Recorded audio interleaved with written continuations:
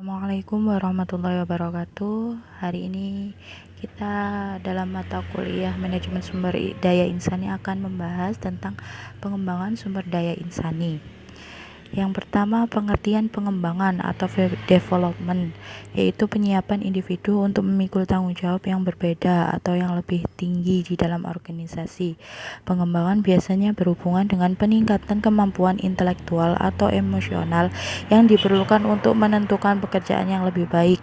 Pengembangan berpijak pada fakta bahwa seorang karyawan akan membutuhkan pengetahuan, keahlian, dan kemampuan yang berkembang supaya bekerja dengan baik dan sukses dalam karirnya.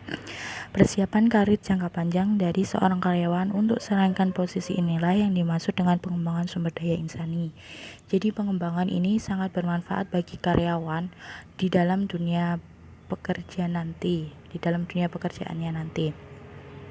Nah, berikutnya adalah langkah-langkah pengembangan sumber daya insani, ada 6. Yang pertama, menentukan kebutuhan. Artinya pengembangan SDI hanya diselenggarakan apabila kebutuhan itu memang ada, yaitu dengan menganalisa kebutuhan tersebut dengan melihat masalah-masalah yang dihadapi sekarang dan berbagai tantangan baru yang diperkirakan akan timbul di masa depan. Yang dua, penentuan sasaran. Artinya sasaran yang ingin dicapai itu dapat bersifat teknikal, akan tapi dapat pula menyangkut ke perilakuan atau mungkin juga kedua-duanya. Berbagai sasaran tersebut harus dinyatakan sejelas dan sekonkret mungkin, baik bagi para peserta maupun bagi para pelatih maupun bagi para peserta.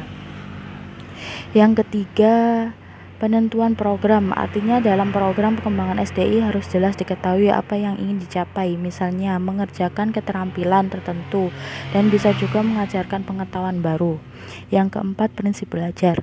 Artinya prinsip belajar yang digunakan untuk pengembangan SDI harus bisa menjadi tolak ukur bahwa karyawan atau SDI tersebut bisa menerapkan prinsip belajar yang tepat dan cepat sehingga prinsip belajar tersebut dikatakan berhasil untuk pengembangan SDI. Nah, berikut ini adalah prinsip belajar yang dapat diterapkan untuk pengembangan SDI, antara lain 1. Partisipasi atau kehadiran peserta. Yang kedua, repetisi atau pengulangan. Yang ketiga, relevansi sesuai dengan kebutuhan. Pengalihan.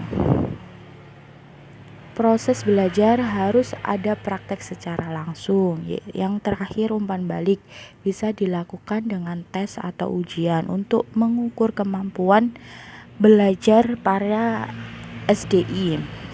Yang kelima, pelaksanaan program. Artinya penyelenggaraan program pengembangan SDI harus situasional, yaitu dengan menekankan kepentingan organisasi dan kebutuhan para karyawan SDI. Berikut ini adalah teknik yang dapat diterapkan untuk pengembangan SDI, antara lain A. Pelatihan dalam jabatan, B. Rotasi pekerjaan, C. Sistem magang, D. Sistem ceramah, E. Pelatihan vestibul, F. Role playing, G. Studi kasus, H. Simulasi, I. Pelatihan laboratorium, J. Belajar sendiri. Yang terakhir, penilaian pelaksanaan program. Artinya, pelaksanaan suatu program pengembangan SDI dapat dikatakan berhasil apabila dalam diri para karyawan atau SDI tersebut terjadi suatu transformasi. Proses transformasi tersebut dapat berlangsung dengan baik apabila terjadi paling sedikit dua hal, antara lain A. Peningkatan kemampuan dalam melaksanakan tugas, B. Perubahan perilaku yang tercermin pada sikap disiplin dan etos kerja. Yang terakhir yaitu manfaat pengembangan sumber daya insani. Ada dua, yaitu bagi suatu organisasi dan bagi karyawan. Bagi suatu organisasi, manfaatnya adalah 1. Meningkatkan produktivitas kerja organisasi, 2. Terwujudnya hubungan yang serasi antara atasan dan bawahan, 3. Terjadinya proses pengambilan keputusan yang cepat dan tepat, 4. Mendorong sikap keterbukaan manajemen, 5. Memperlancar jalannya komunikasi. Sedangkan bagi karyawan, manfaat pengembangan sumber daya insani yaitu 1. Membantu para karyawan membuat keputusan dengan lebih baik, 2. Meningkatkan kemampuan para karyawan menyelesaikan berbagai masalah yang dihadapinya, 3. Timbulnya dorongan dalam diri para karyawan untuk terus meningkatkan kemampuan kerjanya, 4. Terjadinya informasi tentang berbagai program yang dapat dimanfaatkan oleh para karyawan dalam rangka pertumbuhan masing-masing secara teknikal dan intelektual. Sekian makalah dari saya. Apabila ada kurang lebihnya, saya mohon maaf. Wassalamualaikum warahmatullahi wabarakatuh.